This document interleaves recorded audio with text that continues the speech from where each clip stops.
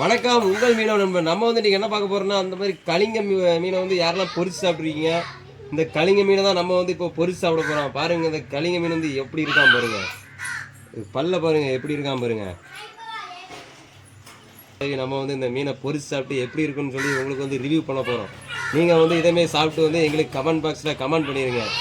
முதல்ல சமைக்கிறதுக்கு முன்னால் கட் பண்ணிக்கலாம். பல்ல பாருங்க, பல்ல பார்த்தீங்களா?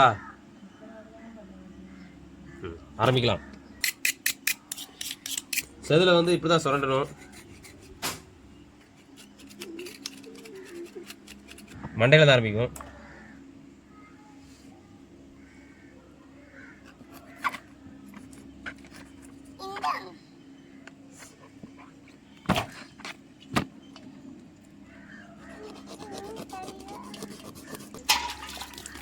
மீனை வந்து குளிப்பாடிக்கணும் அப்பப்போ. இப்போ வந்து மீனோட மண்டையை வந்து கட் பண்ண போகிறோம்.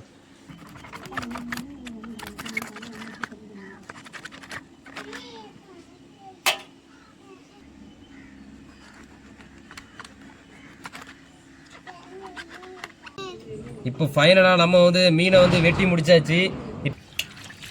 மீனை இந்த மாதிரி தான் அலசணும்.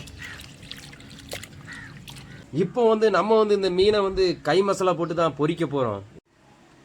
அம்மியில் அரைச்ச மசாலாவை வச்சு இந்த மீனை வந்து நம்ம பொரிக்க போகிறோம். மசாலாவை எடுத்து மீன் மேலே அப்படியே ராவ போகிறோம்.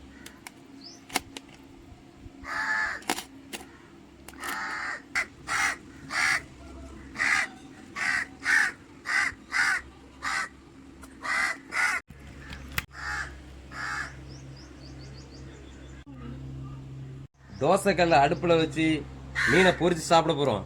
வாங்க.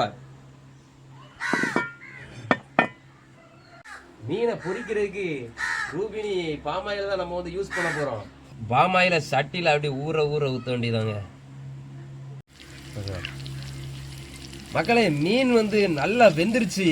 இப்போ அப்படியே பரட்டி வேண்டியதான்.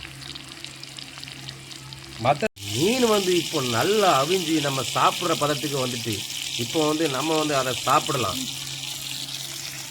இதை பாருங்க எப்படி அவிஞ்சு எப்படி இருக்காம பாருங்க. இதை பார்த்த உடனே சாப்பிடும் போல இருக்குது, ஆனால் சூடாக இருக்கும், கொஞ்சம் ஆறட்டும். இப்போ வந்து மீன் வந்து பொரிச்சு ரெடி ஆயிடுச்சு. இப்போ இந்த மீனை சாப்பிட போகிறோம்.